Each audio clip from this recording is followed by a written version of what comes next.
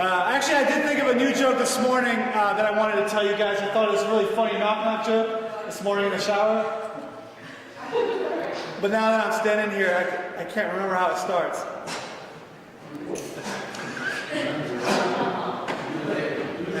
Anyone? No, that's not it. It was different, you guys. I get nervous every time I get on the stage, you guys. I get the butterflies. I don't know why they call it the butterflies. It really feels nothing like butterflies. You guys know what I'm talking about, right? The stage fright, whatever. It's not butterflies, really. I would describe it more as like diarrhea. Kind of.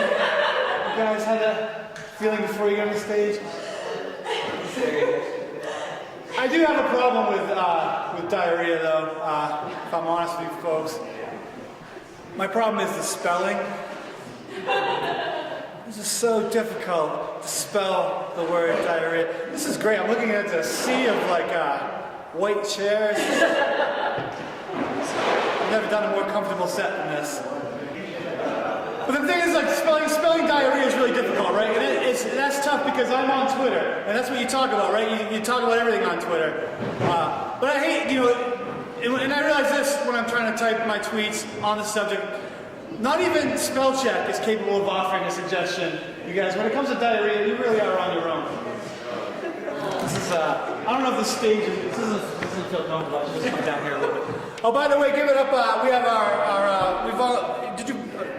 Crystal, I don't want to make any assumptions here, but the video production site is Crystal Ship Productions. Let's have a round of applause for him for coming out and filming the show.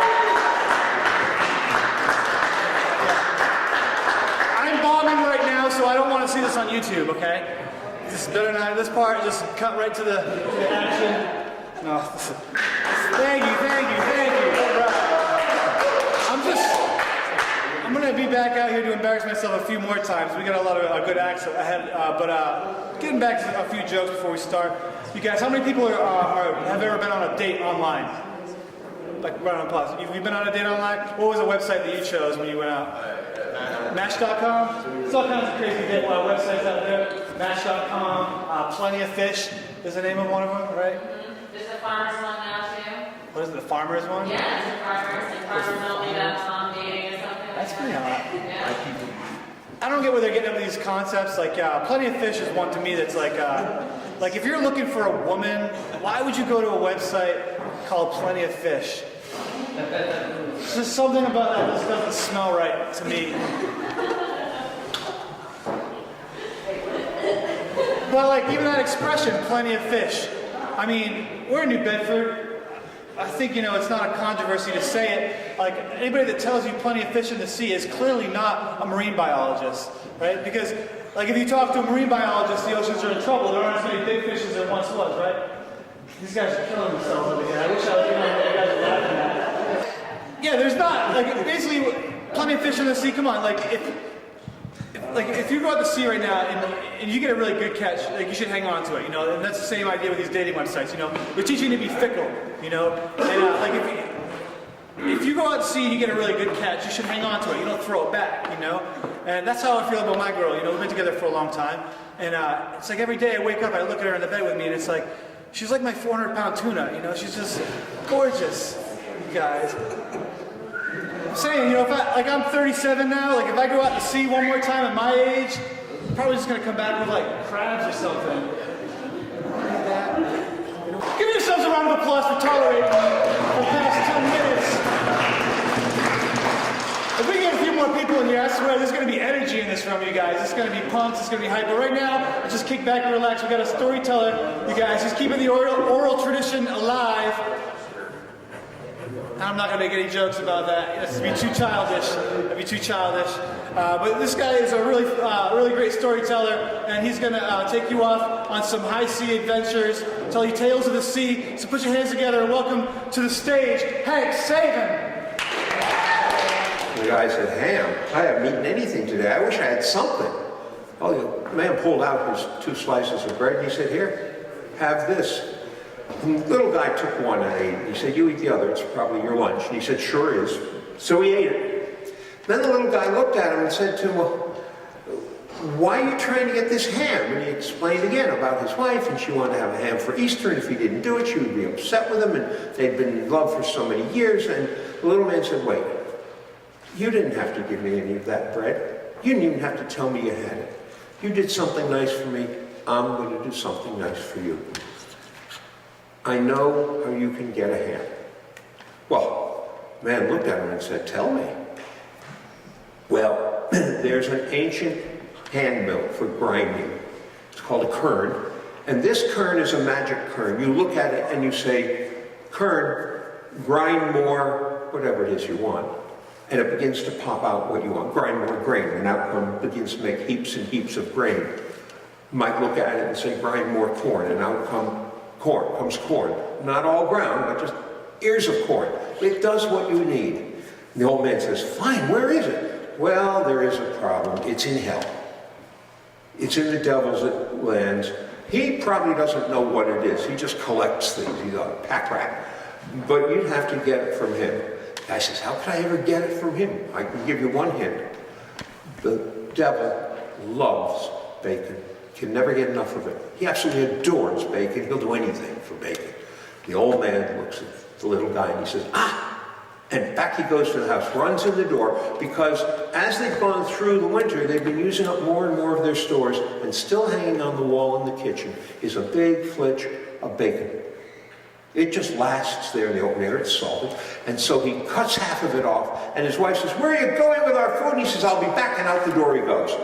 And he runs out into the forest again, and he starts looking for the entrance to hell. And he can't find it here, and he can't find it there. It's not under this tree, it's not in the back of that hill. And finally he comes to a hill that's mostly rock, and he sees where there's an opening between two rocks, and he rolls one of them aside, and indeed there's an opening to a cave. He figures maybe this is it. And he starts in, and just then he can smell sulfur. Well, we know what's burning in hell. And so down he goes. And he follows this cave down and down and down, and it gets really dark, no more outside light. And then it begins to get brighter at the end. And as he gets there, he realizes it's reflected light from flames, and he must have gotten to hell. And he goes in, and there's this huge cavern, and indeed, there are fires burning, there are people being tortured, people on the rack, and people in the Iron Maiden for things they've done bad while they're on earth. And he looks around, away at the far end must be the devil on a throne. Well, takes a look at that devil, and he thinks to himself, well, I can't go tell him I want that quern. You know, that's never going to work, not if he's a pack rat. And he starts looking around, maybe he can find it and get it away. And he finally, in the corner, finds this great couch pile, you know, all this stuff just piled up. And he sees sticking out on one side, there's the quern. And he looks at it, and he looks at it, and he says, no. If I make like I want it, I'm not going to get it. So finally, as he works his way around the cavern, he gets to the devil. The devil says, you're a stranger here, and I've seen you poking around now for a while. What do you want? Did you get sent here? He said, no, I came. I've never been here. I just wanted to look around. And meanwhile, you know, under his arm, he's got that big flitch of bacon. And he doesn't say a word about it. The devil looks at him and says, well, why'd you bring food with you? The guy says, food? He says, yeah, under your arm, that flitch of bacon. And, well, man looks down and goes, oh, that? Well, I'm just carrying it with me. Puts it back under his arm. And the devil says, you know, I kind of like bacon. Do you think maybe you could share that with me? The man says, oh, no, that's my bacon. And the devil begins to bargain with him for the bacon. And he says, I'll give you eternal life. The guy says, no, I'm happy the way things are. And the devil offers this, he offers that. And the man keeps turning them down. And finally he says to him, I'll tell you what, you pick out anything you want in this cavern, and you may have it in return for that flitch of bacon. Well, the old man got up, and he goes over into the corner, and he looks through this pile as if he's never seen it before, and he pulls out the quern, goes over to the devil, and here's this dirty, old, rusty quern. And devil looks at him and says, you want that old thing? He says, yeah, I'll give you half this flitch for it. And remember, it was half of a big piece to begin with, so it's getting smaller. And the devil looks at him and he says, half? No, I have to have it all. And the man has him right where he wants him, because now the devil is committed to a price. And he gives him that whole flitch of bacon, and he takes the quern, and out he goes. Doesn't give the devil a chance to change his mind or anything. And up he goes that long ramp, and it gets dark behind him, and then you can see the daylight. Out he comes, and he starts running home with this current. And then he thinks, you know, I better see if this thing works or not. So he stops, and he puts the current on the ground, and he says, current, grind more ham. Well, all of a sudden, this great big ham pops out, boom, and another one, boom, and another one, and another one. And he says, no more, no. And then he remembers, he says, oh, stop grinding hams. And it stops. And he picks the very best two and puts them under his arm and puts the current under the other arm and goes home to his wife and delivers. And, well, they use that current very judiciously after that, enough to give themselves a nice living, keep their farm going, and they lived fairly well after that. Now, he had a brother who had a much larger farm and had done pretty well. Didn't really need anything, but one day he thought, I ought to share this with my brother. So he goes over to the brother's house with the current under his arm, explains to his brother what it's all about, and says, I'd like to loan it to you for a bit. And the brother says, sure, why not? Now, the first thing the brother does is he asks the current to grind more soup. He loves soup. And the current starts churning up soup. And it goes across the countertop, and it fills the sink, and it goes on the floor. Goes across the floor, over the sill, and starts going out into the yard before the man remembers how he has to say, grind no more, and the current stops. And ever after that, that man and his wife also had a nice living. And one day, a friend of the man's, who incidentally was a fishing skipper, came along. And he saw that the man was living better than he had before. So he asked him what had happened. And the man told him. He said, well, my brother brought this over, this current, and this is how it works, and it's pretty interesting. And so this fishing skipper looked at it, and he said, oh, that's a pretty nice thing. Wish I had one of those, and off he went. Well, that night, he'd been thinking, that current, the worst thing about fishing is it costs me money to buy the salt, because it's imported. I'm going to steal that current, and I'm going to have all the salt I need. So in the middle of the night, he goes back to the brother's house, and he takes the current and goes out. And the next morning, he and his crew get aboard the boat, and they go off to sea. And the men say, well, what are we going to do? Just fresh fish and bring them back right away? He says, oh, don't worry. And they get out to where the fish are teeming, and they start hauling in fish. And the men say, well, what are we going to do? He says, watch. And in his cabin, he turns to the current, and he says, current, grind more salt. And it starts to produce salt. And more salt. He has the men come down, they shovel into burlap bags and take it over to the hold, and they begin to salt the fish. Catch fish, more salt, fish, more salt, fish, more salt. Meanwhile, that current is just merrily grinding away, churning out salt. And the skipper realizes he's got a lot of it, and he's got to get it cleaned out of his cabin. He starts shoveling it out, and well, finally, it fills the cabin so high it starts spilling out of the hatch anyway, because it's just so much salt.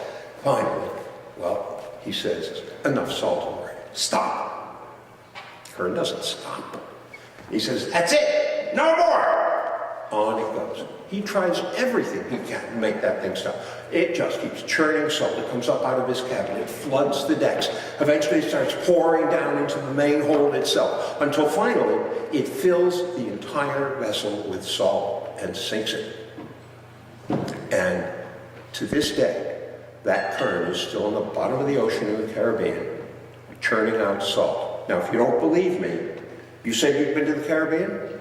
Did you stick your finger in the water and taste it? Oh my, anybody else? Because I'll tell you, you go down there now and you put your finger in the water and taste it, it's not sweet water, it's salt, and that's why. Thank you.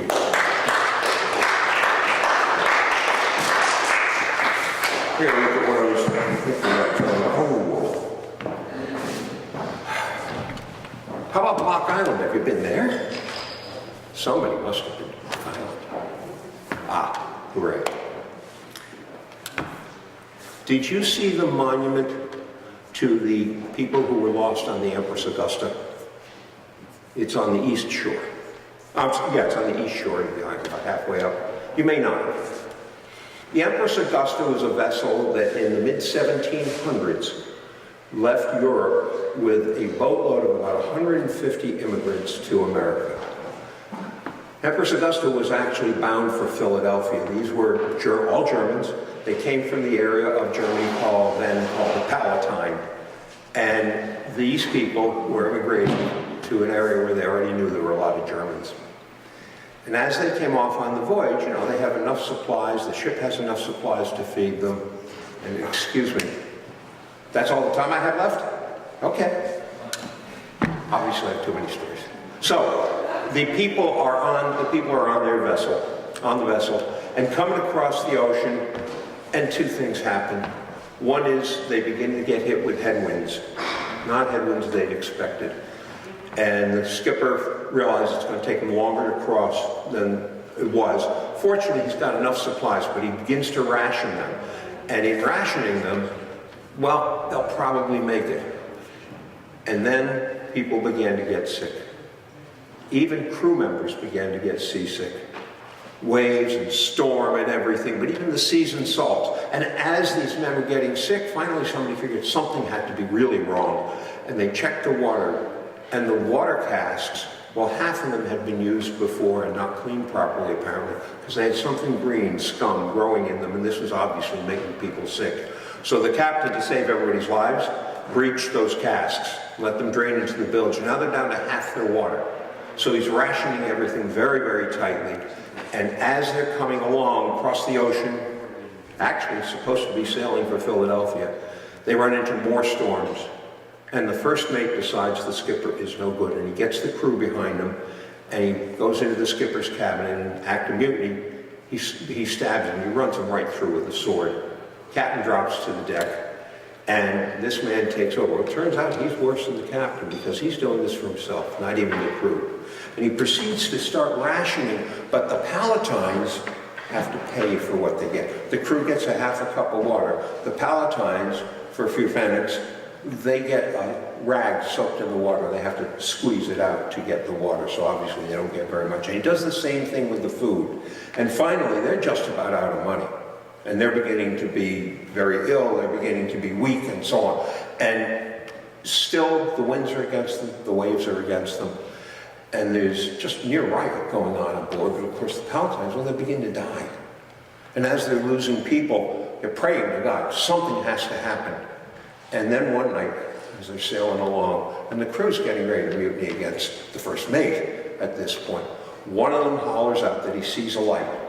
And he sees the light, and the next thing, he hollers he can see breakers. And she piles up on the rocks. And the rocks are off the north end of Block Island. The light they saw was the north light on Block. And she piles up there, obviously way off course. And here it is now, we're in December. They'd started out of Europe in late September. You can see how long they'd been. And, well, boat piles up. The crew bails out, loads their boats, steals everything they can from the weakened Palatines, and they row ashore. Now, one of the ways the people in those days, here we are middle 1700s, people on Block Island, well, they farmed and they kept sheep and they were wreckers. And you know how a wrecker worked in those days. One of the ways was they'd take a lantern and tie it to a donkey's bridle and walk the donkey along the beach. And the moving of the lantern made it look as if it was a ship moving in the water, so you knew you were safe. And in this case, they hadn't had to do it. But they went out and they cleaned everything they could off the ship, but when they went out to do it, they found the Palatine people, the Germans there. They'd been left behind. And so they ferried them ashore. And they ferried all of those people ashore. Some survived, some did not. And then they realized if they leave the ship there, remember, they are wreckers. They want others to come up on those rocks, but where they get more out of it. And so they have to get that wreck out of sight. And they decide to burn it. And so they torch the boat and they row back ashore. And here it's flaming away. And as it flames, as it burns, all of a sudden they see a woman climbing the rigging, long hair, long skirt, of course. And she's climbing the rigging, her hair and her skirt catch fire, and she starts screeching and screeching about, she's being consumed by the flames, and then whoosh, the whole thing goes up, and she's gone, and the boat is gone. Now, I asked you about that monument. This is a true story. This actually happened. Since then, the legend, the story is that people in that area, when they see a storm coming in, a nor'easter, Well, the way they predict it is about 1 or 2 nights before, they'll see what looks like a flaming ship sailing in from the east toward the north end of the island. Now, we all think that's kind of lore. I discovered a copy of the newspaper in Toledo. It was the only one I could find from when this happened, of a day in November, back in the 1950s. Yeah, about in the 1950s, 40s or 50s, where the Massachusetts State Police began getting phone calls from southeastern Mass of people seeing a flaming square-rigged ship go sailing by. And then they got reports from out Block Island. This is published in the Toledo newspaper. Why I couldn't find it anywhere else, I don't know. All I can tell you is that the Palatine Lights always do mean bad luck if you see them. That sighting was followed by a tremendous 3-day nor'easter storm. Thank you. And I'm told that I'm out of time. Give it up for Hank Savin, ladies and gentlemen. Thank you, Hank.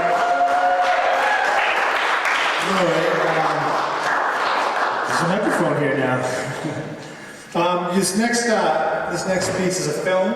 It's called, I'm going to need a couple volunteers from the audience, so raise your hand if you're willing to volunteer. Anyone?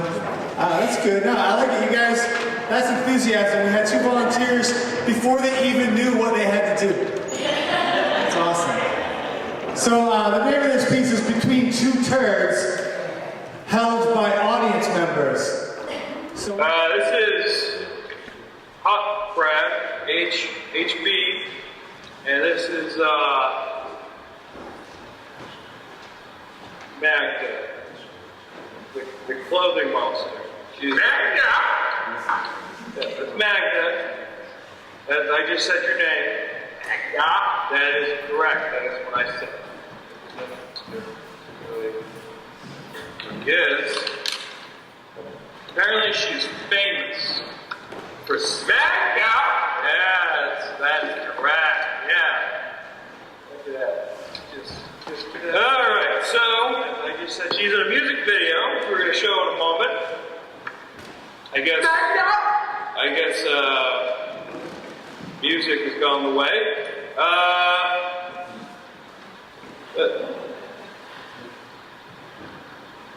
jeez. All right, well, I guess we're going to this video.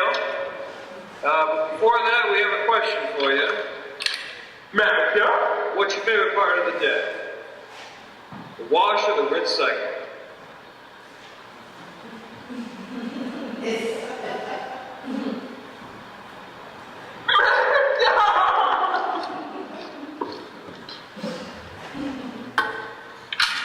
Go play with the hand. So, round of applause for the 2 turd holders. Thank you, guys.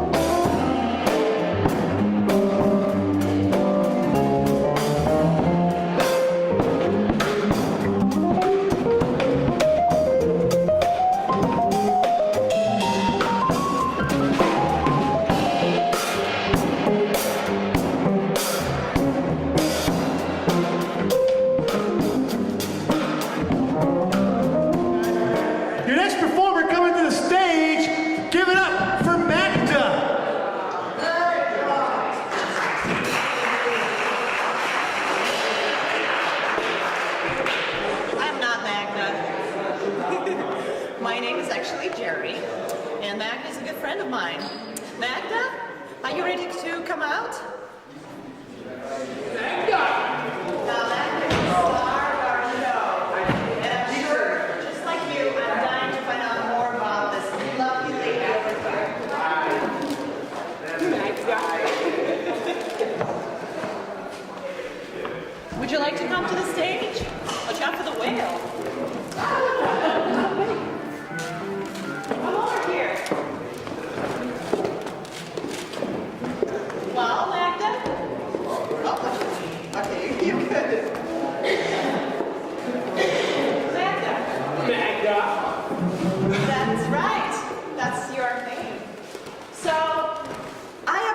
for you, Magda. Magda? Yes, well, where are you from, Magda? What city are you from? Magda. Oh, it's a great city name. That's wonderful. I always thought it was charming when people are named after their city. You know, like Austin, my friend Austin from Austin, Texas. Magda. But I don't know. Magda. What state is that in? Is that in Alabama or Minnesota? Magda. Wait, hold on. I know what's happening here. You have fear of public speaking, don't you? Magda. Oh, I knew it. That's okay. You know, I used to be so afraid of public speaking when I was a kid. I still am. When I was a little kid, I was afraid of picking up the phone. Magda. Well, that's okay. You know what you need to do, Magda? Magda. Take a deep breath. Breathe in. Breathe out. In. Breathe out. All right, that's not helping. All right, there's another trick. Just imagine that everybody in the audience is wearing nothing but underwear. Magda. I don't know if that's the idea. Magda. Oh, I don't know what to do. I really want to find out more about you. Hold on, I know what I need to do. How about some liquid courage? Let's find Magda a drink. I need the help of an audience member. Would anybody like to volunteer? We have a special bottle for Magda. Thank you. It's right on the side here. You can't miss it. It's very incredibly special. Ah, perfect. Bring it over here. Now, Magda, you and I have a drink, all right? Magda. Fantastic. And then we're going to find out all about you. You're going to tell us where you're from. What's that? Do you have a bad experience or something?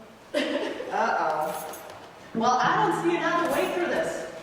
I really don't. You'll be okay. This is light beer. Look how light it is. You can see through it. Come on. Come on. You can do it. You can do it. Oh, very good.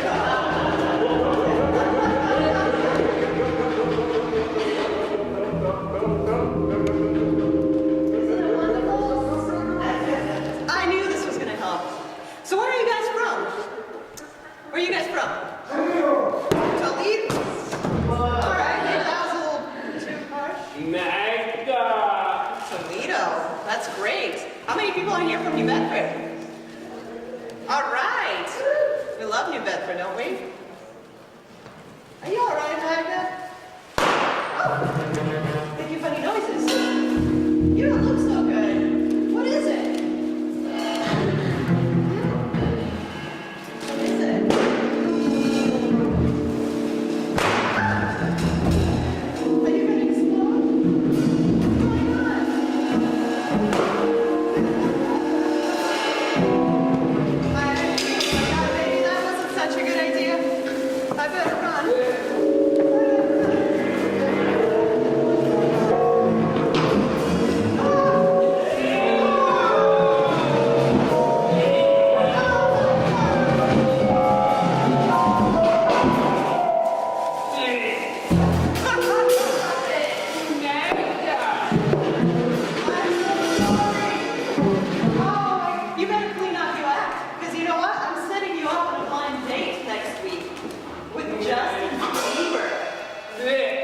Magda.